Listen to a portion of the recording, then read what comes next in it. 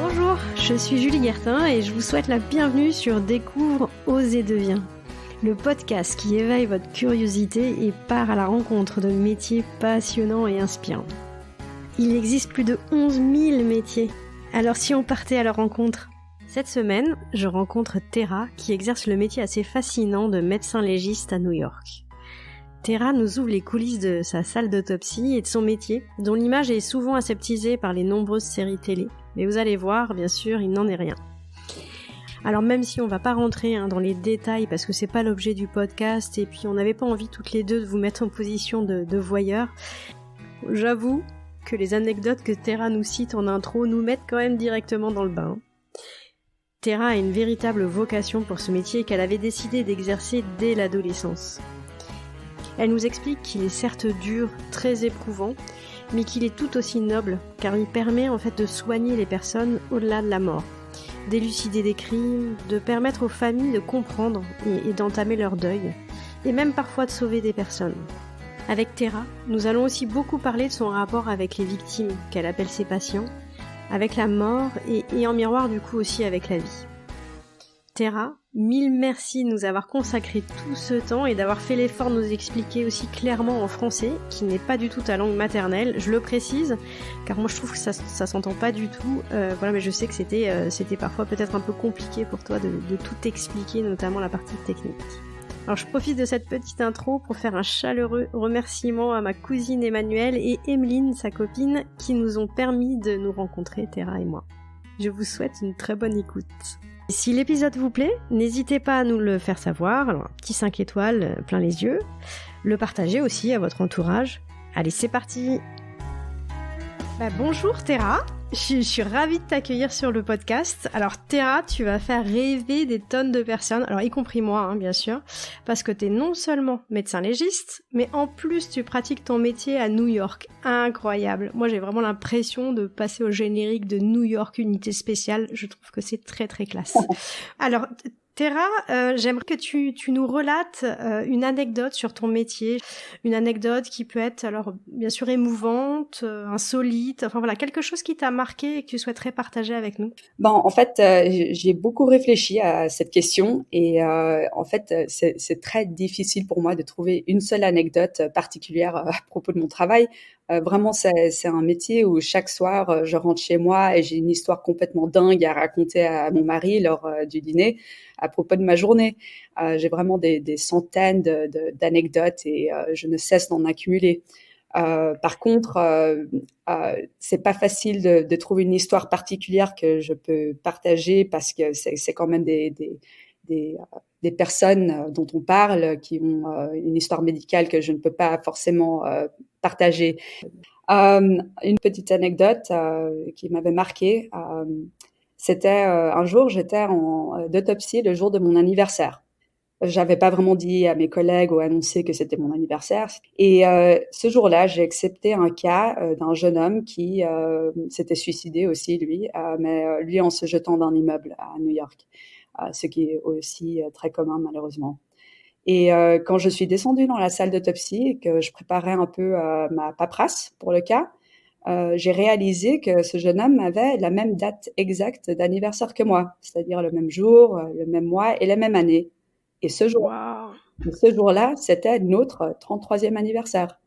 Et ça m'a vraiment marqué. Je sais pas trop bien expliquer pourquoi, mais nous étions là, les deux, à la morgue ensemble pendant notre 33e anniversaire. Et lui, il était décédé après avoir sans doute vécu une douleur, une dépression intolérable. Et moi, j'étais là à faire son autopsie vivante. Enfin, c'était un moment que je trouvais complètement. Enfin, ça m'a vraiment marqué, on va dire, ou plutôt hanté. Et c'était un peu un moment existentiel sans précédent, on va dire. Et finalement, une anecdote plutôt pour expliquer un peu les réalités de mon travail et de mon métier, c'est que vraiment, ce n'est pas comme ce que vous voyez à la télé. Il n'y a rien de glamour. Ça peut franchement être un peu dégoûtant et je crois que ça, on s'en rend pas compte quand on voit ces émissions dont vous parlez. C'est une des premières autopsies que j'ai fait pendant pendant ma formation et qui m'a presque qui m'a presque donné envie de changer de métier en fait, mais pas vraiment. C'est au début de ma carrière, c'était le mois de juillet et on appelle ça souvent decomp season ou la saison de la décomposition. Comme vous pouvez l'imaginer, nos cas ne sont pas toujours tout frais et on a souvent besoin de faire des autopsies sur des cas qui sont décomposés. Et les personnes sont souvent mortes des jours, des semaines ou même des mois avant qu'on les trouve. Et ce phénomène est d'autant plus marqué en été, quand les mauvaises odeurs de cadavres se font sentir par les voisins dans les couloirs des immeubles et les propriétaires sont appelés à en trouver la source. Et voilà, ils ont trouvé, suite à plusieurs plaintes de mauvaises odeurs, un homme qui s'était pendu chez lui. Et quand je suis arrivée pour commencer mon autopsie, mon technicien m'a tout de suite proposé une combinaison hazmat.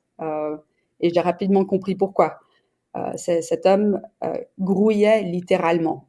Son cadavre était complètement envahi par des milliers d'asticots en frénésie totale. Et j'ai dû quand même faire l'autopsie avec tout ça. Terra, on est en audio, on n'est pas en visuel, mais si tu voyais ma tête, j'ai les deux mains sur le visage, je fais mais non, c'est pas possible. Oui, non, mais c'est horrible. Mais je crois que souvent, quand je parle de mon métier aux gens, ils pensent que voilà, c'est comme à la télé, c'est dans une salle d'autopsie peu éclairée comme ça, avec une table et que c'est tout propre avec un drap blanc sur la personne. Mais en fait, c'est vraiment le contraire. Et puis des fois, on a affaire à des choses vraiment peu appétisantes ou même carrément dégoûtantes. Et puis, ça fait partie du travail. Bah, tu as raison de le souligner, quoi. C'est-à-dire que c'est vrai que c'est une réalité, et évidemment qu'à la télé, ils peuvent pas montrer ça, parce que je pense que les gens n'ont pas envie. On n'a pas tous vocation, je pense, à être en capacité de bien le vivre aussi. Alors justement, cette anecdote, du coup, c'est une très bonne transition. Justement, je voudrais comprendre comment tu as découvert ce métier. À quel moment tu t'es dit, je veux en faire mon métier de demain? Et est-ce qu'il y a une raison particulière qui a fait que tu es allée vers cette piste-là? Oui, alors c'est assez marrant. En fait, en gros, la réponse c'est que ça fait depuis que je suis toute petite que j'ai envie de faire ça et que je savais. En fait, j'ai toujours, depuis toute petite, été intéressée par la biologie et particulièrement par l'anatomie. Je voulais comprendre comment fonctionne le corps humain, à quoi servent tous ces organes, comment sont-ils connectés pour faire de nous des êtres qui respirent, qui marchent, qui mangent, qui réfléchissent. Et je voulais toujours voir de quoi nous étions composés à l'intérieur. Donc, j'ai grandi en Suisse, à Genève, mais je passais mes étés en Suède, car la majorité de ma famille s'y trouve. Et notamment, on a une maison de vacances dans l'archipel de Stockholm, et on passait pas mal de temps à pêcher. Et quand mes parents préparaient le poisson le soir, je leur demandais souvent, en tant que petite fille, si je pouvais faire une autopsie sur l'un des poissons. Tu avais quel âge à ce moment-là, Terra? Je sais pas, 8, 10 ans, un truc comme ça. Enfin, ça peut paraître un peu bizarre ou un peu morbide pour une petite fille, mais je voulais juste voir les organes. Je voulais voir si je pouvais reconnaître les structures, trouver le cœur, etc. Et au fil des années, en fait, cette curiosité, elle s'est de plus en plus développée. Et en tant que jeune adolescente, donc quand j'avais 13 ou 14 ans, j'ai un ami de famille qui m'a fait découvrir une série de romans policiers d'une écrivaine nommée Patricia Cornwell. Oui. Je sais pas si vous en avez entendu parler. Si, je connais Terra. Ouais. En fait, Patricia Cornwell avait été informaticienne à l'Institut médico-légal de Richmond, en Virginie, aux États-Unis. Et elle s'est inspirée de ce poste pour créer un personnage qui s'appelle Case Carpetta. Et c'est une femme médecin légiste. Et c'est la première fois pour moi que j'entendais parler de ce métier. Ça m'a complètement fascinée. Et c'était vraiment comme un coup de cœur, en fait. Ça répondait à toutes mes curiosités sur l'anatomie. Et c'était un métier où on pouvait justement découvrir, d'examiner l'intérieur des personnes. Et en fait, après avoir fini cette série, je me suis plus ou moins décidée que je devais devenir médecin légiste à tout prix et que rien n'allait m'en dissuader ou m'arrêter. Et alors, dans les études, là, justement, j'aimerais bien que tu nous le décrives. notamment parce qu'en discutant avec toi en amont de l'interview, tu m'as bien expliqué que les études étaient très longues, aussi longues, voire plus même que les médecins généralistes. Donc, est-ce que tu veux bien nous décrire ce qu'on y apprend, combien de temps ça dure, quelles sont les spécialités qu'on doit suivre pour être médecin légiste? Oui, absolument. Donc, en fait, en commençant par le début, j'ai commencé ma scolarité en Suisse, mais j'ai fréquenté le lycée là-bas. J'ai passé ma maturité suisse, donc c'est un peu l'équivalent du bac français. Et comme je l'expliquais tout à l'heure, j'étais déjà déterminée à poursuivre une carrière en médecine légale. Donc, je savais déjà à partir de ce moment-là que je devais choisir un cursus scientifique. Je me suis ensuite décidée à aller aux États-Unis. Ma mère est américaine, donc j'avais toujours eu l'idée qu'un jour que je voudrais retourner là-bas, enfin aux US pour l'université. Donc je me suis inscrite et j'ai été acceptée dans une université de Boston qui s'appelle Tufts. Donc ça c'est l'uni où après 4 ans j'ai complété mon bachelor en biologie. Et j'ai dû suivre un cursus prémédical, donc beaucoup de bio, de chimie, de physique, de biochimie, etc. Et par la suite, j'ai fait 2 ans de recherche dans un grand centre médical à Boston pendant que je préparais ma candidature en faculté de médecine. Ce qui est ici, c'est un procédé assez, enfin, c'est très compétitif d'entrer en médecine. Il faut des tests d'entrée, etc. J'ai de la chance, j'ai été prise à mon premier choix à une faculté de médecine à Boston aussi de Tufts, la même université. Et là, j'ai complété 4 ans de médecine pour avoir mon diplôme de docteur en médecine. Alors attends, du coup, ça fait combien d'années ça au total? Là, on en est à 8. Bon, j'ai fait 2 ans de recherche qui ne sont pas obligatoires. Je les ai faites juste pour ma candidature, en fait. Donc là, Juste pour le plaisir, quoi. ouais, voilà. Pas vraiment pour le plaisir, c'est juste qu'il faut vraiment présenter un dossier compétitif pour être pris en médecine et puis de faire de la recherche, ça peut t'aider. Donc j'ai fait ça pendant 2 ans pendant que je préparais mon entrée en médecine justement. Donc là on en est à la médecine et après donc quand j'ai eu mon diplôme de docteur, j'ai dû faire ce qu'on appelle ici un residency, où c'est un diplôme d'études spécialisées en pathologie. Donc, pour expliquer un peu ce que c'est, la pathologie, c'est une science médicale qui est pour l'objet les études des maladies. La pathologie humaine est une spécialité médicale. Et l'anatomie pathologique, c'est l'étude de la morphologie des maladies par un examen soit macroscopique ou microscopique. Et il s'agit vraiment de l'étude des lésions créées par les maladies. Et donc, pour être médecin légiste, il faut faire 4 ans de cette spécialité pour pouvoir ensuite faire la médecine légale. Donc, voilà, j'ai dû m'inscrire et j'ai été prise et j'ai fait 4 ans d'études d'anatomie pathologique et aussi de pathologie clinique dans un des hôpitaux universitaires de Harvard à Boston. Et enfin, après tout ça, j'ai enfin pu entamer ma dernière année de formation en médecine légale, soit une sous-spécialisation en pathologie forensique. Je crois qu'en France, on appelle ça un diplôme d'études spécialisées complémentaires. Et ça, je l'ai fait à New York, au New York City Medical Examiner's Office. C'est l'institut médico-légal de la ville de New York. Et c'est une année vraiment incroyable pour moi parce que j'ai enfin ressenti que toutes ces études en avaient valu la peine et que j'ai enfin pu apprendre et pratiquer ma passion. Donc, c'était vraiment au bout de 13 ans d'études que j'ai pu pratiquer ça. Et en fait, j'ai eu la chance d'être recrutée justement par cet institut à New York et j'y pratique depuis la fin de ma formation, donc il y a 4 ans. Et alors, justement, pendant ces études, moi, je serais assez curieuse de savoir ce qu'on vous y apprend. Je parle notamment sur la dernière année. Et parce que vous êtes quand même amené à travailler dans le cadre légal. Donc, est-ce que vous avez des notions de droit, de justice? Il y a quand même des notions aussi d'enquête policière. Et la dernière chose aussi, c'est est-ce que vous avez des cours de psy? Alors, pour 2 raisons. Psychologie par rapport à... Vous êtes en contact avec soit la famille, soit la victime. On le verra tout à l'heure, vous n'avez pas que des victimes mortes. Donc, vous avez quand même besoin à un moment donné de savoir gérer une partie psychologique et voilà, vis-à-vis de l'entourage, et psychologique aussi vis-à-vis de vous, parce que c'est dur tout ça. Et donc, est-ce que vous avez des cours? Ben, alors, franchement, non. La réponse, c'est que non. Pendant cette année justement de médecine légale, on nous apprend premièrement à faire des autopsies dans des cas justement de médecine légale ou des cas forensiques. Et je peux préciser ce que ça veut dire plus tard. Mais on nous apprend en fait à travailler en parallèle avec la justice et avec en fait c'est une collaboration qu'on fait avec la justice et avec la police pour trouver les causes dans les cas de mort suspecte en fait. Et on nous apprend franchement pas la partie psychologique du tout. Disons qu'en médecine, oui, on a fait ça comme tout le monde d'autre. On a appris un peu de psychologie, mais spécialement pour ce travail, non.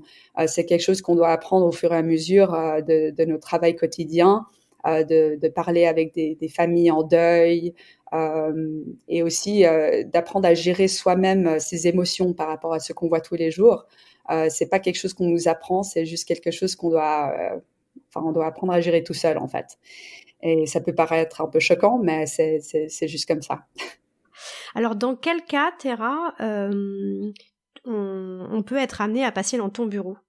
Enfin, je veux dire, dans ton laboratoire. Oui, alors en fait, dans mon laboratoire. Oui, je sais pas quel est le bon terme d'ailleurs, Terra. C'est quoi ton lieu de travail? Ouais, oui, enfin, justement, je sais pas dire particulièrement. C'est l'institut médico-légal, c'est la morgue, c'est ma salle d'autopsie. C'est ça mon lieu de travail en fait. Et oui. Donc en fait, pour les cas qui viennent que nous on vient à examiner, euh, pour nous c'est pas n'importe quelle mort ou n'importe quelle personne qui meurt. Donc toutes les morts naturelles qui se produisent dans le cadre d'un hôpital, ça ne va pas être un cas médico-légal. Nous, les cas qu'on voit, c'est n'importe quelle mort qui est soit pas naturelle, donc toutes les morts violentes, donc tous les accidents, les suicides, tous les homicides, euh, soit les morts naturelles mais subites et inattendues. Donc, par exemple, des personnes jeunes sans maladie connue, la majorité des enfants aussi, qui meurent soudainement en fait, et on ne sait pas pourquoi. Et aussi tous les décès qui se produisent à l'extérieur, pas dans le cadre d'un hôpital et pas en présence d'un médecin. Donc tous les décès qui sont à domicile, tous les décès qui sont dehors dans l'environnement, à l'extérieur, dans les parcs, des forêts, des rivières. Tous ces cas-là, en fait, viennent à être investigués par notre bureau. Et qui décide que ces personnes-là doivent arriver à la morgue? Je veux dire, est-ce que c'est une décision de justice? C'est les policiers? Oui, exactement. C'est la police. En fait, eux, ils savent tout de suite que si, par exemple, ils trouvent un corps dans un parc, évidemment, ça va être un cas de médecin légiste et pas, enfin, ils vont pas juste l'amener à une morgue et c'est tout. Il faut qu'on découvre pourquoi la personne est morte. Et aussi, par exemple, si même une vieille dame meurt toute seule chez elle dans son appartement, vu qu'elle n'était pas en la présence d'un médecin, il faut appeler, la police sait qu'elle doit nous appeler pour qu'on vienne voir, qu'on soit sûr qu'il n'y a pas quelque chose de suspect ou de criminel. Et même si on n'a pas besoin de vraiment faire une autopsie sur cette dame-là, on va quand même venir la voir, faire un examen physique et être sûr qu'il n'y a pas de plaies ou de blessures ou de choses suspectes chez elle. Ok. Et alors, dans quel grand type de cas donc les gens arrivent? Est-ce que c'est donc tu parlais d'accidents, etc. Mais tu évoquais tout à l'heure aussi les overdoses. J'ai aussi en tête que tu m'avais expliqué que ça peut t'arriver de pratiquer des choses sur des vivants. Et donc, dans quel cas de figure? J'avais une autre question, c'est est-ce que vous pouvez avoir ce rôle-là d'identification de victimes dont qu'on ne pourrait pas reconnaître. Je pense par exemple à un crash aérien ou un attentat. Est-ce que ça peut être ce travail de recherche d'ADN peut être dans vos cordes? Oui, absolument. En fait, pour en revenir à ce que vous dites sur les personnes vivantes, ce n'est vraiment pas quelque chose qu'on fait dans notre bureau. Je crois qu'en Europe, c'est souvent en fait que les médecins légistes sont responsables de faire des examens sur des personnes vivantes parce que c'est des spécialistes sur les blessures. Donc, par exemple, des victimes de viol ou d'accidents. Et des fois, les médecins légistes font des examens sur ces personnes-là. Mais ça ne se fait pas beaucoup ici aux États-Unis. Moi, je l'ai certainement jamais fait sur une personne vivante. C'est vraiment quelque chose qui se pratique en Europe. Donc vraiment tous mes cas sont des gens qui sont décédés. Et ensuite, la seconde partie de votre question, c'était sur la recherche ADN. Oui, oui, absolument. Donc, une grande partie de ce qu'on fait aussi, c'est l'identification, comme vous le dites. Donc, souvent, des personnes sont pas identifiées. C'est une personne qui est trouvée dans un champ, par exemple. On ne sait pas qui c'est, on n'a pas de nom, il n'y a pas de portefeuille avec leur nom et leur identité. Donc, à ce moment-là, c'est la responsabilité de notre bureau de les identifier, justement. Et on fait ça souvent par des radios et souvent on interpelle des dentistes pour venir essayer de faire des comparaisons pour identifier la personne ou justement des prélèvements d'ADN qu'on fait sur tous nos cas d'ailleurs. Donc oui, c'est une grande partie de ce qu'on fait, c'est l'identification. Ok, et est-ce que en ce moment avec le Covid, ça a un impact sur votre métier? Ah oui, ah oui, ça a complètement bouleversé un peu notre bureau cette année. Bon, premièrement, je devrais expliquer que les cas Covid, quand on sait que c'est un cas de Covid, ce n'est pas, ça ne tombe pas sous notre juridiction, car ce sont des morts naturelles. Et donc, si ces gens-là meurent de Covid à l'hôpital, on n'a pas besoin de faire une autopsie. On sait de quoi ils sont morts. Ils sont morts dans l'hôpital en présence d'un médecin, donc il n'y a pas vraiment de rôle pour nous.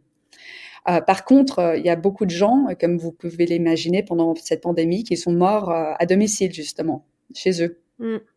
Donc, dans tous ces cas-là, en fait, normalement, ce qu'on ferait en temps normal, c'est qu'on on enverrait un de nos investigateurs pour prendre des photos, pour être sûr qu'il y a rien de suspect dans l'appartement, qu'il n'y a pas d'autres possibilités en fait, que la personne soit tombée, qu'elle se soit blessée, que quelqu'un d'autre l'ait tuée ou quoi que ce soit. Et on fait un examen pour être sûr qu'il y a vraiment rien de suspect. Mais en fait, il y a eu tellement de morts pendant le Covid que c'était impossible de se rendre dans tous ces domiciles pour faire des examens sur tous ces décès. Donc, on a dû complètement changer notre manière de faire les choses. Et au lieu d'envoyer quelqu'un dans chaque maison, on a demandé à la police de prendre quelques photos et de nous appeler et de nous envoyer les photos pour être sûr qu'il n'y avait rien de suspect ou d'anormal. Et là, normalement, en une journée, on en a, je sais pas, une quinzaine de cas comme ça, mais pendant le Covid, c'était des centaines par jour. Donc, comme vous pouvez l'imaginer, en fait, nous, notre travail, il s'est complètement changé. Au lieu de faire des autopsies, en fait, on n'avait pas la possibilité de faire des autopsies sur tout le monde. Et on a dû, en grande part, gérer les téléphones et puis parler avec justement ces détectives et ces policiers qui étaient à domicile et essayer de voir si c'était un cas qui nous inquiétait, qu'on devait amener pour faire un examen ou pas. Ok. Et dans toutes les activités que tu as à mener, Tara, est-ce que tu saurais nous dire quelle est la part entre l'autopsie, le fait de faire des rapports qui doivent être très importants, le fait de potentiellement aller plaider auprès de la justice et probablement que j'oublie d'autres activités. Donc quelle serait la proportion de chacune de ces activités? C'est dur de parler vraiment en proportion, mais disons que sur une semaine à peu près, normalement, je suis d'autopsie, donc vraiment des journées d'autopsie. On en a peut-être 3 ou 4. On travaille souvent les week-ends et les jours fériés aussi. Et le reste du temps, on est justement de paperasse. Enfin, on fait justement les rapports, on fait notre microscopie, on fait nos journées où on va témoigner dans les cours de justice. Et aussi, on fait pas mal euh, d'enseignement avec les étudiants en médecine ou en pathologie. Donc, les autopsies, c'est à peu près, on va dire, un tiers de ce que je fais, et le reste, c'est plus administratif. Ok. Et est-ce que tu peux, pour qu'on essaye de se rendre compte, l'autopsie, combien de temps dure l'examen? Alors, tu nous as glissé une information tout à l'heure, tu nous as dit qu'il y avait à peu près 15 autopsies par jour, si j'ai bien compris. Mais combien de temps dure une autopsie sur un corps? Quelles sont les grandes étapes? Est-ce qu'il y en a d'ailleurs? Est-ce qu'il y a une espèce de schéma qui se reproduit? Voilà. Oui, alors des autopsies, voilà, je dirais que en une journée à peu près normale, juste dans mon bureau à New York, on fait à peu près entre 8 et 12 autopsies. Et on a 3 bureaux comme ça. Il y en a un à New York, à Manhattan, il y en a un autre au Queens, et il y en a un autre à Brooklyn. Donc chaque jour, dans la ville de New York, on va dire à peu près qu'on fait une trentaine d'autopsies. Et on est souvent 3 voire 4 médecins légistes par endroit à faire des autopsies ce jour-là. Donc normalement, en une journée typique, on fait à peu près entre 1 et 3 autopsies chacun. Donc, il y a toutes les autopsies ne sont pas équivalentes. Il y a des autopsies, par exemple, les overdoses. En fait, d'habitude, c'est une personne qui est plutôt jeune, qui n'a pas d'autres problèmes médicaux, qui est en bonne santé, sauf que ils ont fait de la drogue et puis ils sont malheureusement décédés à cause de ça. Donc, ces cas-là, ils sont entre guillemets faciles. On n'a pas beaucoup il n'y a pas beaucoup il y a pas de blessures normalement, il y a rien, il y a pas de maladie naturelle, et ces cas-là sont plutôt rapides. Et je dirais que la plupart d'entre nous, on peut faire un cas comme ça en 45 minutes. Et j'expliquerai les étapes dans quelques minutes. Et par contre, si c'est un cas vraiment complexe, par exemple un homicide où la personne a, je sais pas, une dizaine de coups de balle, ou quelqu'un qui s'est fait poignarder 50 ou une centaine de fois, ben voilà, ces cas-là sont beaucoup plus complexes. Il y a beaucoup plus de travail à faire, des dissections qui sont un peu spéciales, et ces cas-là peuvent prendre toute une journée. Donc j'ai souvent fait des autopsies qui m'ont pris 8-9 heures, ou même des autopsies que j'ai dû commencer un jour et finir le lendemain tellement ils étaient compliqués. Alors les étapes de l'autopsie, premièrement, on fait un examen du corps tel qu'il arrive à la salle d'autopsie. Donc on fait l'examen des habits qu'ils portent, on les enlève, on prend des photos. Évidemment, on pèse la personne, on prend d'autres mesures. Je fais un examen externe, donc je regarde le corps vraiment comme il est. Est-ce qu'il y a des blessures? Est-ce qu'il y a des cicatrices, des tatouages, etc. Et ça, c'est l'examen externe, et on prend beaucoup de photos pendant cet examen-là. Et ensuite, la deuxième partie, justement, c'est l'examen interne. Donc, on fait des incisions chirurgicales sur le corps et sur la tête. Et on enlève un à un les organes, et on les pèse, et on les examine, on prend des photos, et justement, on fait ça avec tous les organes, y compris le cerveau. Donc, on prend une scie, on ouvre le crâne et on enlève le cerveau, et on fait un examen du cerveau aussi. Donc, ça, c'est les étapes principales sur une autopsie simple. Et il y a d'autres cas où on doit faire appel à des techniques de dissection un peu plus complexes. Par exemple, il y a certains cas où on veut essayer de trouver des blessures qui sont sous la peau, qu'on voit pas très bien. Et on doit vraiment faire ce qu'on appelait un filet. On enlève la peau du corps pour voir mieux les blessures. Et dans certains cas, surtout les cas pédiatriques, des fois on est appelé à enlever, à retirer les yeux, à faire vraiment des techniques spéciales, ou retirer de la moelle épinière, ou autre. Donc c'est dans ces cas-là, c'est comme je l'ai dit, c'est beaucoup plus complexe, et ces cas-là prennent beaucoup plus de temps. D'accord. Et est-ce que une des étapes, il y a toute la partie restauration du corps pour pouvoir après remettre le corps à la famille? Alors ça, ce n'est pas nous, ce sont les pompes funéraires en fait qui s'occupent de ça. Donc nous, on fait notre autopsie et puis notre technicien nous aide un peu à refermer le corps, mais c'est tout. Et après, c'est les maisons funéraires qui viennent chercher le corps chez nous et c'est eux qui font toute cette étape de préparation pour D'accord, la OK, famille. Donc OK. nous, on n'a rien à voir avec ça. OK, ça marche. Et alors, est-ce que tu peux nous décrire le cadre dans lequel tu travailles? Parce qu'on a tous l'image, bon, qui est très, comment dire? Très orientée et forcément, parce qu'on a l'image des séries, hein, télé.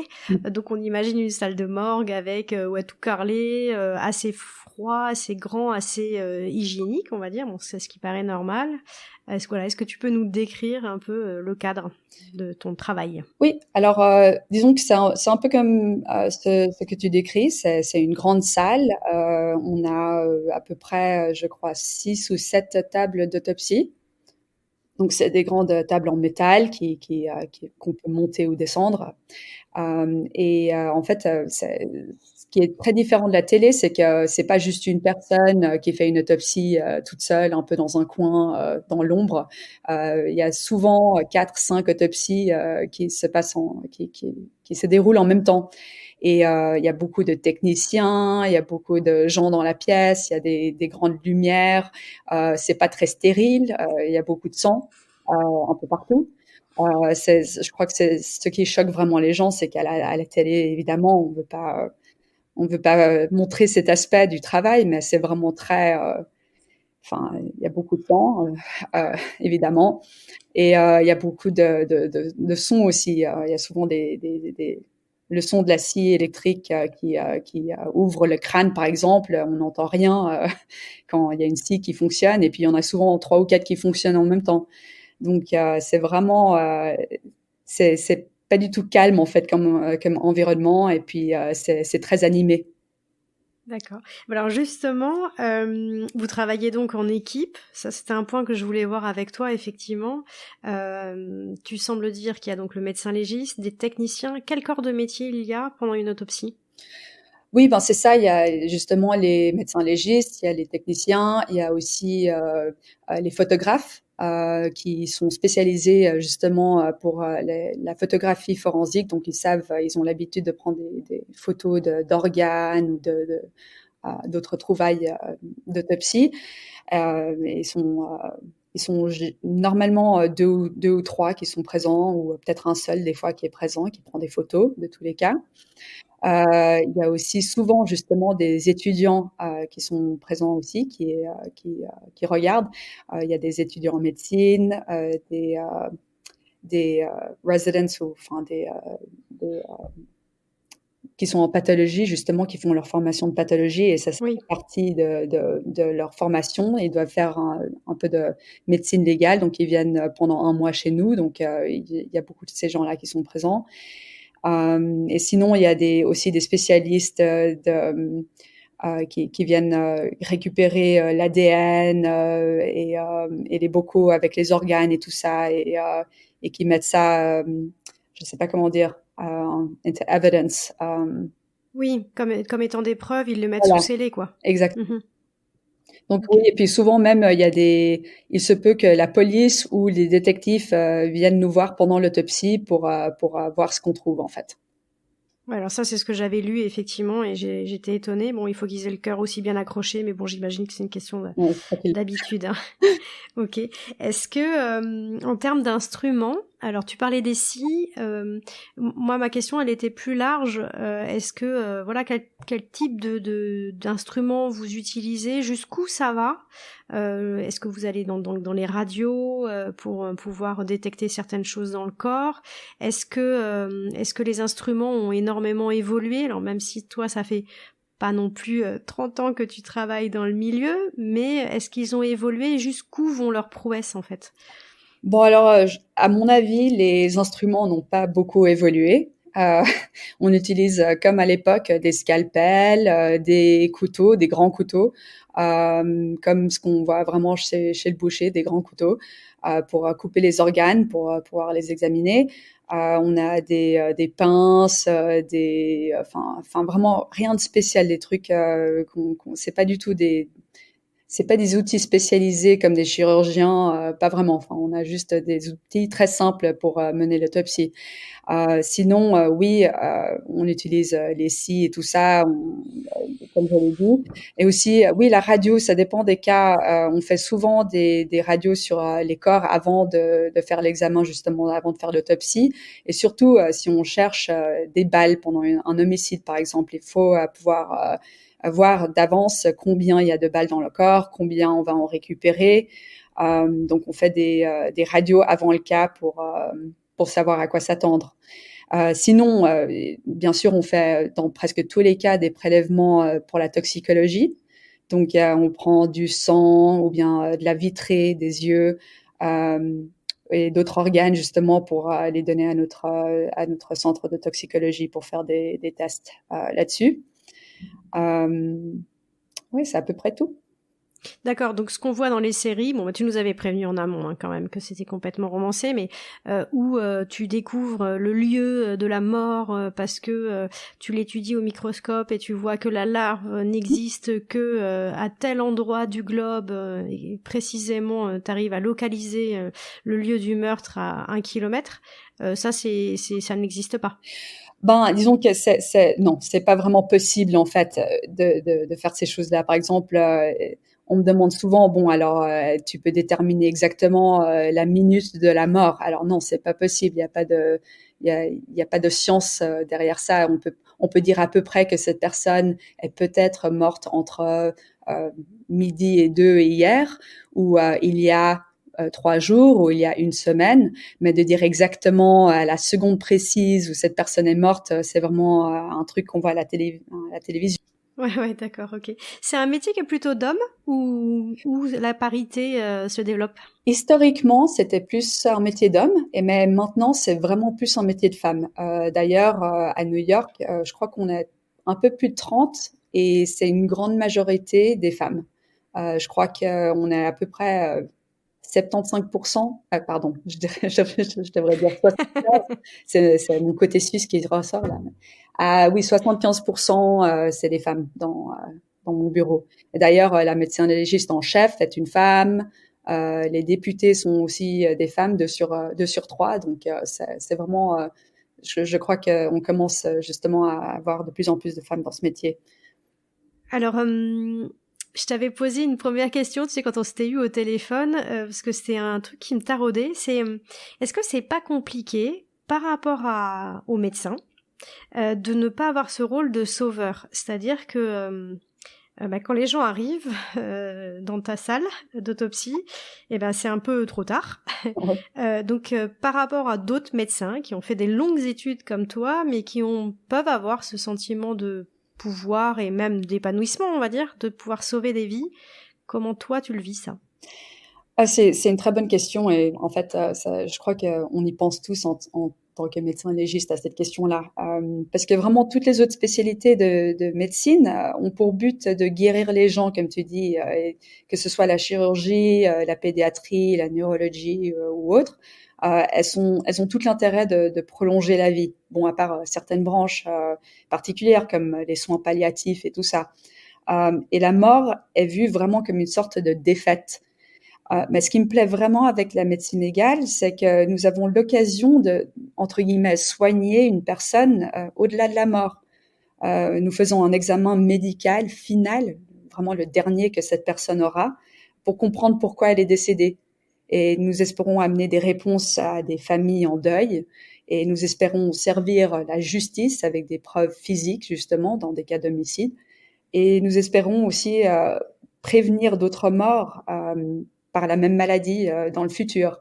Donc, c'est vrai que je crois que beaucoup de branches de médecine voient peut-être la pathologie ou la médecine légale comme presque justement non médicale dans un certain, enfin pas comme une branche de médecine parce qu'on n'essaie pas d'aider les gens, mais pour moi c'est vraiment une continuation et c'est pour ça que j'aime tant ça et je trouve vraiment on a un rôle très important. Et c'est ça vraiment qui fait que j'aime mon travail, qui fait que je continue ce travail difficile, qui est psychologiquement difficile des fois, c'est que vraiment, je trouve que notre rôle est tellement important que je peux pas m'en passer. J'avais lu, tu sais, pour préparer l'interview, le résumé, enfin une citation en fait d'une personne qui a écrit un livre sur, alors j'ai plus le nom en tête, mais qui a écrit un livre sur la médecine légale. Et il expliquait à quel point c'était important. Il disait en fait raconter la fin de la victime, c'est lui rendre une parcelle de vie, c'est redonner son humanité au corps. Il marque le retour du mort parmi les vivants. On prouve que c'était avant tout une personne qui a des droits. On restaure sa dignité et on soulage la famille en l'aidant à comprendre ce qu'il s'est passé. J'ai trouvé que lui redonner une place de vivant, parce que cette personne-là, forcément, quand tu l'autopsies, tu imagines ce qui s'est passé dans ces derniers instants. Tu restaures aussi en tant que vivant, puisque tu lui restaures sa dignité. Il n'y a pas de raison qu'elle soit morte sans qu'on cherche à savoir pourquoi. Enfin bref, je trouvais que c'était très juste. Enfin, c'est tout ce que tu viens de nous dire, effectivement. Et qui... C'est tout ce que je viens de dire, sauf beaucoup mieux dit. Alors, c'est un écrivain, alors peut-être que lui, il a passé du... Non, mais ce que je veux dire, c'est qu'il a peut-être passé 15 heures à écrire ces phrases-là. Hein. Mais je trouve que c'était très juste. Ah oui, absolument. Je suis tout à fait d'accord avec ce qu'il dit. Et moi, justement, en lisant ça, m'est venue une autre question, c'est quel rapport tu as avec les victimes je m'explique. Est-ce que tu essayes de te projeter dans ce qu'ils étaient vivants, de te raconter leur histoire, d'où ils viennent. Enfin voilà, est-ce qu'ils sont avec toi? Oui, franchement, c'est vraiment quelque chose que j'essaie de faire et on peut pas le faire dans tous les cas parce que vraiment, en ce moment, enfin, je pense dans ma carrière, j'ai dû faire peut-être 900 000 autopsies, quelque chose comme ça. Et on peut pas s'investir comme ça dans chaque cas, je dirais. Mais en tout cas, le moment où je fais l'autopsie, quand ils sont sur ma table et que c'est mon patient en quelque sorte, euh, dans ce moment-là, vraiment j'ai envie de trouver une réponse, j'ai envie de comprendre qui ils étaient, ce qui leur est arrivé et ce qui s'est passé dans leur dernier moment. Dans certains cas, même, j'ai envie d'en savoir plus sur la personne, qui elle était avant ce moment-là. Ça m'arrive de chercher des personnes sur Facebook pour voir à quoi elles ressemblaient quand elles étaient pleines de vie. Qu'est-ce qu'elles aimaient faire? Est-ce que bon, il y en a qui sont bloqués ou privés, donc on voit rien, mais d'autres, on peut voir que oui, la semaine passée, ils étaient en voyage quelque part. Et ça me connecte un peu avec leur humanité justement parce que quand elles sont décédées sur la table, froid et sans mouvement, on a de la peine à les imaginer en vie. Et certaines personnes, pour me connecter à eux, justement, j'ai besoin de voir cet aspect de leur vie pour comprendre mieux leur mort. Et bon, on peut pas trop le faire, s'investir comme ça parce que c'est quand même émotionnel et ça dépend vraiment des cas. Mais j'essaye aussi de parler avec leur famille, de comprendre qui elles étaient. Et justement, les familles, on appelle chaque famille en fait après une autopsie ou même avant des fois pour parler de ce qu'on va faire. Et je trouve ça vraiment important en fait de comprendre le deuil de la famille, de comprendre quelles questions ils ont et aussi les familles me décrivent souvent qui était la personne avant leur mort et ça m'aide aussi à me sentir connectée à ces personnes et je trouve que ça peut être très important. Mais alors, à l'inverse, j'imagine que forcément tu dois mettre de la distance, ne serait-ce que pour te protéger, mais aussi probablement pour garder une certaine objectivité, parce que tu dois être impartial dans tes investigations.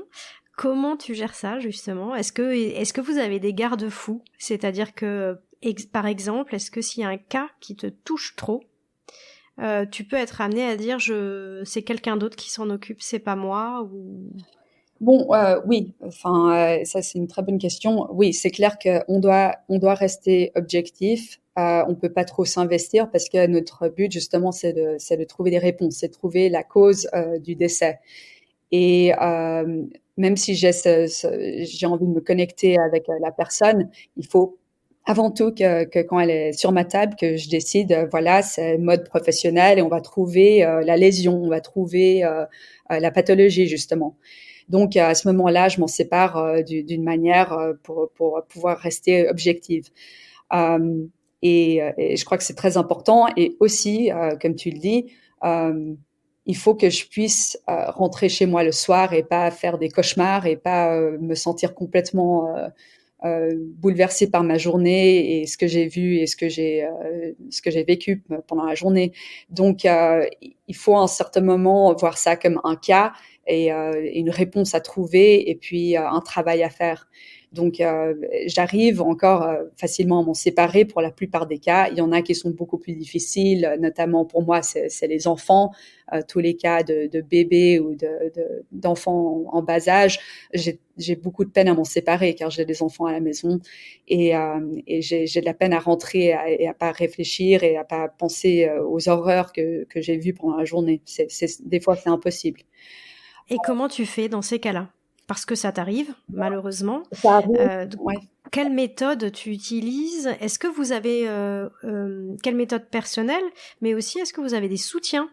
J'entends des soutiens psychologiques, par exemple, oui, dans le cadre de votre travail. oui, on a des soutiens psychologiques. On n'y fait pas souvent recours, mais on a des thérapeutes et tout ça à qui on peut parler si on a vraiment, si on en a besoin.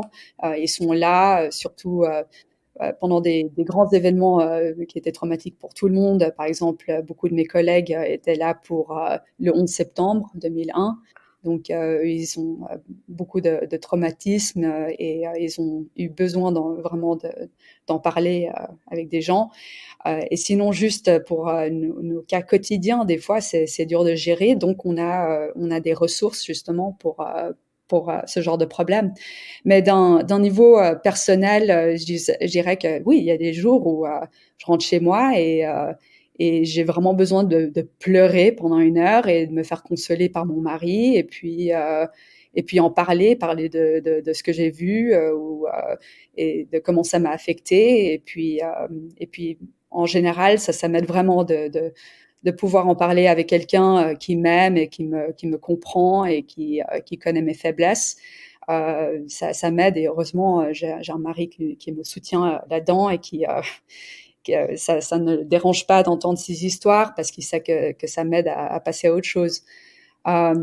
Mais c'est vrai que c'est dur. J'ai des collègues qui ont voulu justement quitter ce travail, ce métier parce qu'ils en pouvaient plus justement. Ils n'arrivaient pas à se séparer de ce qu'ils voyaient, de la douleur, du deuil des familles et ils ont voulu choisir une autre carrière en fait. Mais ce que je trouve compliqué, c'est que dans votre métier, mais il y en a d'autres comme ça, mais vous n'êtes confronté toute la journée qu'au malheur des autres et à ce qu'il y a de pas de pire dans la société, mais si forcément parce que des overdoses, des crimes, c'est toute la partie un peu sale de ce qui nous de la société et comment on arrive à ne pas se laisser envahir par une vision totalement morbide et négative de la vie? Je peux tout à fait comprendre cet argument et c'est dur. C'est vrai qu'on voit des choses très négatives, très tristes et très choquantes toute la journée. Euh, mais franchement, je crois que les médecins légistes ont aussi, ils arrivent à voir un peu le positif. Et en fait, on passe beaucoup de temps aussi. Bon, tout le monde est passionné de ce travail et on passe beaucoup de temps à rigoler et à plaisanter. Et c'est vraiment un environnement assez agréable. En fait, notre travail. Je sais que ça peut paraître bizarre, mais je crois qu'ils font un caractère où on peut justement voir ça tous les jours et puis quand même rentrer le soir et rigoler avec des amis ou profiter de la vie sans penser à ces choses.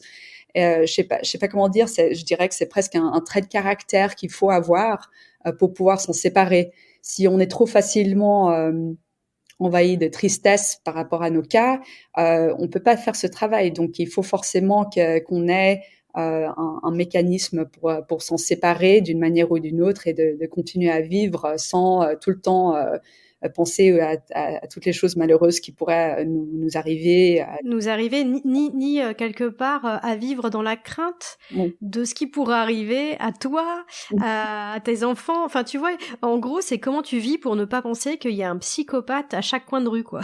Ben, en fait, je crois qu'il y a un psychopathe à chaque coin de rue. Mais non, Terra, tu peux pas nous dire ça, on va tous flipper. Non, mais c'est vrai. Enfin, je crois que en tant que médecin légiste, je dois dire que je suis peut-être un peu parano. Genre, quand j'ai vu tellement de gens tomber ou se faire pousser quand le métro arrivait, que moi, je m'accrochais un peu tôt quand il y a le métro qui arrive. Je suis 10 mètres en arrière, derrière tout le monde, je m'accroche à quelque chose, et puis parce que j'ai pas envie de finir sur les rails du train en mille morceaux. Donc, et ou par exemple, quand je me promène à Manhattan, je suis tout le temps en train de regarder en l'air parce que je me dis, ça y est, c'est aujourd'hui qu'il y a un échafaudage qui va tomber pile là maintenant pendant que je suis en train de marcher. Et c'est clair que je fais très attention avec mes enfants, traverser la route. J'ai toujours peur qu'il y en ait un qui s'étouffe. Enfin, je suis un peu, je suis un peu parano aussi de ce côté-là. Bon, pas au point. Mais parce que en fait, dans les faits, c'est 0,01% des cas, mais sauf que toi, c'est 100% de ta journée, Voilà. tu vois. Ouais, c'est Donc, je comprends que ça assure, enfin, tu vois, ça le donne beaucoup d'importance à tout ça. ça. Et du coup, même dans l'éducation de tes enfants, ça doit être compliqué. Comment ne pas transmettre cette crainte de la vie, quoi. C'est compliqué. J'essaye et j'ai le caractère quand même assez relax, je dirais. Je suis pas tout le temps en train de me dire qu'ils vont aller avaler un truc de travers ou qu'ils vont se faire jeter par une voiture, mais je suis quand même peut-être un peu plus euh, peut-être un peu plus parano, oui, que les autres. Enfin, ou consciente, hein, peut-être. Voilà. Et alors, globalement, tu peux te dire que ton métier, qu'est-ce que ça t'a apporté, ou quel est ton rapport à la mort et à la vie, et en quoi ton métier l'a influencé? Ben, c'est compliqué, je dirais, mais ça m'a influencé dans le sens où bon, je profite beaucoup aussi de la vie parce que je sais que d'un moment à un autre, justement, il y a un échafaudage qui peut me tomber dessus et puis tout peut s'arrêter. Donc, j'essaie vraiment d'apprécier la vie, les petits moments qui nous font plaisir, les enfants, la famille, les amis, de rigoler beaucoup et de vraiment profiter un maximum parce qu'on ne sait pas quand ça va se finir. Et aussi, j'ai la mort, même si c'est quelque chose bon, qui me fait peur à moi comme à tout le monde d'autre, ça fait tellement partie de mon quotidien et que je l'apprécie peut-être plus que la plupart des gens, comme presque une partie de la vie en quelque sorte. Vu que je sais que bon, tout le monde sait qu'on va mourir, mais je sais qu'on va mourir et pas forcément quand on s'y attend. Euh, mais je sais pas, je vois une certaine beauté dans la mort et surtout dans mon métier, dans mon travail, de pouvoir vraiment trouver des réponses et trouver, euh, je sais pas, une espèce de finalité pour la famille. Ça m'aide en fait à comprendre la mort et d'en trouver quelque chose de beau. Par exemple, je sais pas, j'ai eu récemment un cas d'un jeune homme qui est mort très soudainement. Il était très jeune, il était adolescent. Il avait toujours été en très bonne santé et puis sa famille ne comprenait pas ce qui s'était passé.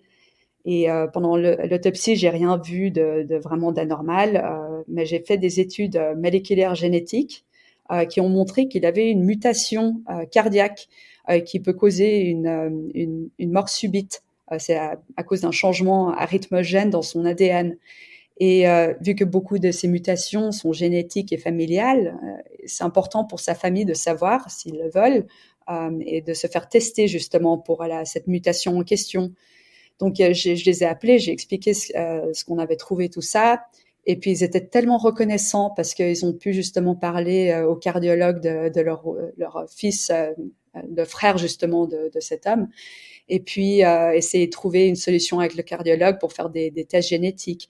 Et ils m'étaient tellement reconnaissants d'avoir trouvé cette réponse et c'est presque comme si ça donnait la vie en quelque sorte à cette famille, même s'ils ont perdu justement leur fils, qu'ils puissent faire quelque chose pour leur autre fils c'est ce En fait, tu sais ce que ça me fait penser, Terra, à quelque chose. Je réalise qu'il y a un vrai parallèle avec également le processus de don d'organes, où les familles, en fait, sont endeuillées, mais vivent ça comme une mort qui a du sens, parce exactement. que l'organe de leur enfant ou de leur proche permet de donner la vie, enfin de sauver la vie de quelqu'un d'autre, et comme si tout ça avait un sens. Et je pense qu'effectivement, le fait que vous donniez une explication, en dehors du cas là, que tu viens de nous décrire, le fait que vous donniez un sens à ce qui s'est passé, une explication, je pense que ça aide énormément pour la suite, et notamment dans le processus de deuil des familles, quoi. Exactement. Et c'est vraiment, à mon avis, c'est pour ça que la plupart de nous faisons ce qu'on fait et qu'on est dans ce métier. C'est parce que d'amener cette réponse finale à quelqu'un, ça fait que tout le reste en vaut la peine. Et est-ce que tu peux avoir la trouille de passer à côté, que ça, voilà, à être amené à faire acquitter une mauvaise personne, ou au contraire accuser une personne qui n'est finalement pas le coupable? Est-ce que tu as aussi la trouille, tu sais, du fameux crime non élucidé? T'es passé à côté, le truc qui te rend dingue et qui te fait faire des cauchemars la nuit, tu vois? Absolument, dans les deux sens justement, qu'on fasse, soit qu'on trouve quelque chose et qu'on appelle quelque chose, enfin un cas, un homicide par exemple, alors que ça ne l'est peut-être pas, ou au contraire qu'on passe à côté de quelque chose et qu'on manque d'appeler quelque chose un homicide qui l'était en réalité. Bien sûr, ça nous perturbe à fond. Et je me demande souvent si ça m'est arrivé, et sûrement que ça m'arrivera dans ma carrière, et que je le sache ou pas. Mais c'est évidemment c'est une grande responsabilité qu'on a. Souvent les gens me disent bon tes cas, enfin les décédés ils sont morts, tu peux pas faire d'erreur, tu vas pas tuer quelqu'un. Non, c'est vrai, je vais pas tuer quelqu'un à travers mon travail, mais par contre, si quelqu'un va en prison pour sa vie à cause de moi, à perpétuité, à cause de quelque chose que j'ai dit qui était faux, ben alors là, pour moi, c'est tout aussi grave que de tuer quelqu'un pendant une chirurgie. Donc, je crois qu'il y a une Ah, bien sûr. grande part de responsabilité dans ce qu'on fait. On essaie de ne pas trop y penser à cette possibilité, de rester objectif et d'avoir un procédé très précis qui permet pas ce genre d'erreur. Mais bon, c'est clair que ça me fait peur qu'on puisse louper quelque chose. Ok. Tu veux bien nous parler de ton activité artistique, s'il te plaît? Tu m'as envoyé des photos et heureusement que ton ami t'a poussé à le faire, parce que je trouve ça super et je voudrais que tu nous décrives à quoi ça correspond et à quoi ça te sert en fait. Ben, en fait, justement, tu me demandais avant comment je fais pour un peu me détacher de mon travail, ou comment est-ce que je fais pour gérer ces émotions que je peux avoir justement face à mon travail et des choses que je vois. Ben, une chose, c'est bon, la famille et tout ça, de rigoler, enfin, de penser à autre chose tout simplement. Mais une autre, c'est justement dans l'art. Ça fait depuis que je suis toute petite que j'adore l'art aussi, que je fais beaucoup de dessins, je fais des pastels. C'est quelque chose qui m'a toujours un peu relaxée, c'est un peu cathartique. C'est de faire quelque chose auquel j'ai pas besoin de réfléchir en fait. C'est juste, c'est une activité pour moi qui est très paisible et qui m'aide à me détendre. Et justement, quand j'ai commencé mon travail en tant que médecin légiste, j'étais très inspirée par mes cas. Et j'ai trouvé beaucoup de beauté justement dans la mort. Et presque comme je vous en parlais avec Damien Hirst au début de l'interview, je trouve une certaine beauté dans la mort. Et j'avais un cas en particulier il y a quelques années où une dame essayait malheureusement, je ne sais pas pourquoi, mais elle essayait de traverser l'autoroute et elle s'est fait écraser par plusieurs voitures. Et quand elle est arrivée, vraiment, c'était juste il restait pas grand-chose, c'était un tas d'eau et de chair. Et ils nous ont amené justement dans un sac tous les morceaux de son crâne qu'ils avaient retrouvés sur la route. Et je les ai étalés comme ça sur une feuille. Et puis, j'ai compté 43 morceaux de son crâne. Donc, impossible de les remettre ensemble. Enfin, voilà, j'ai juste pris une photo pour la documentation et c'était tout. Mais après, ça m'a complètement inspirée. Ce soir-là, je suis rentrée, j'ai dit, tiens, j'ai envie de faire quelque chose de nouveau. Et au lieu de faire de la peinture et du pastel comme d'habitude, j'ai commencé en fait à assembler des petits morceaux de verre et de miroirs et de pierre pour faire comme un crâne, un squelette humain. Et c'était avec des couleurs un peu bleues. J'ai fait ça avec des petites fleurs en papier, tout ça. Et puis, c'était vraiment un moment cathartique parce que j'ai pu, euh, pas dans le cas que j'avais eu cette journée-là, mais dans ce cas, dans cette pièce d'art, j'ai pu rassembler les petits morceaux ensemble. C'est comme une vie qui est complètement brisée, en fait, et que j'ai pu mettre les pièces ensemble. Et j'ai créé cette espèce de crâne justement un peu artistique et ça m'a tellement plu que j'en ai fait toute une série et j'en ai fait plein après ça. Et c'est un peu aussi le lien ou le parallèle avec mon métier, c'est que j'ai souvent l'impression que c'est un puzzle en fait que j'essaye de résoudre dans mon travail. Il y a toutes les petites pièces, c'est des pièces d'information qu'on a sur la personne, sur leur vie, sur leur maladie. Et après, c'est toutes les pièces qu'on a pendant l'autopsie, la toxicologie, la microscopie, la photographie et tout ça. Et j'essaye, et aussi l'enquête évidemment, de parler les détectives et tout ça. J'essaie de rassembler tous les petits morceaux d'informations que j'ai à ma disposition pour en faire une histoire et pour expliquer pourquoi cette personne est morte. Et ben, dans ces cas, avec ces projets artistiques, avec les crânes, c'est un peu en parallèle avec ça. J'essaie de rassembler tous les morceaux pour donner du sens à la mort. Ah, et puis quelque chose que là tu maîtrises Voilà. et pour une finalité qui est très jolie.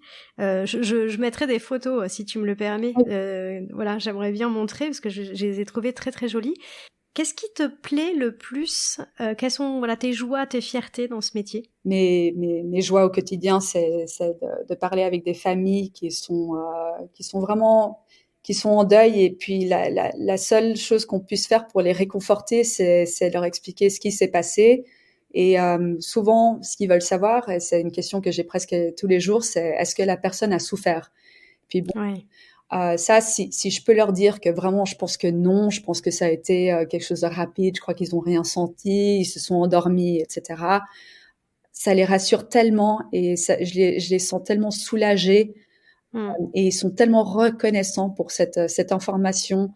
Et vraiment, c'est ces moments-là où je me dis, bon, toutes les choses que je vois au quotidien qui sont difficiles, vraiment, elles en valent la peine quand je peux rassurer une personne comme ça.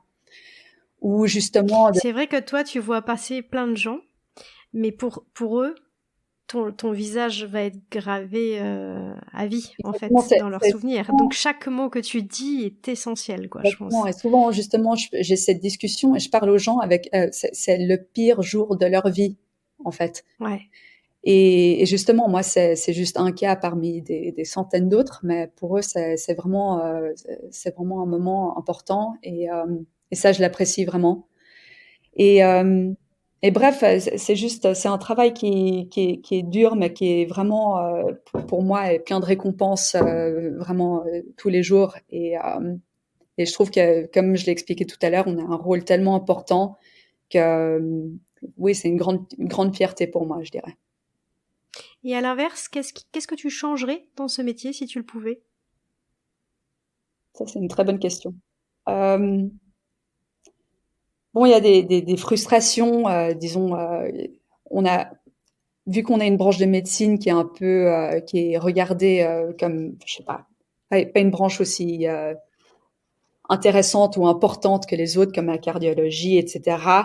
Euh, on n'a pas beaucoup de ressources en fait à notre disposition. On n'a pas, on n'est pas assez de médecins légistes dans le pays. On n'a pas vraiment, je crois qu'on n'a pas la finance qu'on devrait avoir par le gouvernement, le budget pour ce qu'on a besoin de faire. Donc ça, c'est une frustration. Et puis je voudrais bien en fait que peut-être les gens et le gouvernement se rendent compte de l'importance qu'on a dans la médecine. Ça serait d'avoir un peu plus, ouais, de reconnaissance en fait. Si tu devais lister les qualités nécessaires pour être un bon médecin légiste, tu dirais lesquelles? Je crois qu'il faut avoir beaucoup de compassion Même si c'est pas, on pense pas en premier à ça pour un médecin légiste, mais on a besoin d'avoir de la compassion pour les familles justement des décédés. Et ça, je crois que c'est vraiment une des qualités que je vois vraiment chez mes collègues, qui est la plus importante, je dirais. Aussi, bon, d'être passionné par ce qu'on fait, je crois que c'est quelque chose qu'il faut à tout prix, parce que sinon, c'est juste, ça peut être juste trop difficile si on n'a pas la passion qui est derrière. Il faut aussi avoir de la patience. Car vraiment, des fois, on n'a pas les réponses immédiates. Il faut attendre. Des fois, il faut faire des études supplémentaires. Des fois, il faut des semaines et des mois avant qu'on puisse avoir des réponses. Donc, la patience est aussi très importante. Quel conseil tu pourrais donner à des jeunes là, qui nous écoutent et qui souhaiteraient suivre ta voie? Je dirais, fonce, vas-y. On a besoin de plus de médecins légistes. Mais surtout, d'être préparé en fait à vraiment non seulement les études qu'il va falloir faire, que c'est en fait ça prend du temps pour arriver vraiment au stade où tu pourras faire quelque chose qui t'intéresse, parce que vraiment toutes ces études de médecine, bon, j'ai adoré, c'était super, mais par exemple toutes les 4 ans de pathologie que j'ai dû faire, c'était vraiment pas ce qui me passionnait, c'est pas ce que j'avais envie de faire, mais j'ai dû faire cette formation pour en arriver à là. Donc il faut justement de la patience aussi, juste pour ta carrière, pour vraiment, il y a un délai en fait dans la gratification. Bon, et puis après les autres conseils, si on peut leur dire de commencer à disséquer des sardines, et puis de concrètement démarrer la mosaïque aussi, quoi. Bon, bah écoute, génial, merci beaucoup Terra. Avant qu'on se quitte, tu sais, je demande toujours à mes invités de me lancer le défi de partir à la rencontre d'autres métiers. J'ai cru comprendre que tu y avais un peu réfléchi, alors vers quoi me lances-tu? Justement, c'est un métier très peu connu et dont je connais franchement pas beaucoup non plus, mais je dirais justement l'entomologie médico-légale ou bien l'entomologie forensique. Donc, qui est l'étude scientifique et ses applications des interactions entre les insectes et les affaires justement de justice. Et ça concerne typiquement justement des études d'insectes qui sont dans les cadavres pour essayer d'aider dans des enquêtes criminelles. Malheureusement, j'ai jamais eu l'occasion pour l'instant d'en parler, de consulter un entomologue forensique. Mais on en a souvent eu qui sont venus nous parler ou nous faire des discours par rapport à leur métier, et puis des cas qu'ils ont, des cas criminels justement, des enquêtes qu'ils ont fait. Et moi, j'ai trouvé ça super intéressant. Je sais pas du tout ce qu'il faut comme formation pour le faire, mais ça c'est quelque chose d'assez. Je crois que c'est assez rare comme métier, et puis ça m'intéresserait d'en savoir plus. Bah, génial. Écoute, moi aussi, parce que je connaissais pas du tout et j'étais persuadée que c'était vous qui exerciez cette partie-là. Et ben, ça crée des filles, hein. Oui, c'est pas que ça va être dur à trouver. Ouais, je te tiendrai au courant dès que c'est le cas. Et écoute, 1000 fois merci, Terra. Je te souhaite une bonne après-midi, du coup, pour toi. Merci, pareillement. Bonne soirée à toi. Et puis à très bientôt. À bientôt. J'espère sincèrement que cet épisode vous aura permis de rentrer dans l'univers passionnant du métier de médecin légiste qu'exerce Terra. Si vous voulez vous assurer de ne manquer aucun épisode, n'hésitez pas à vous abonner. Et bien sûr, si vous souhaitez nous soutenir, n'oubliez pas le petit bonus 5 étoiles qui nous fait toujours plaisir.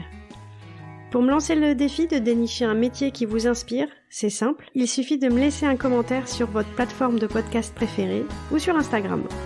Je vous dis à la semaine prochaine.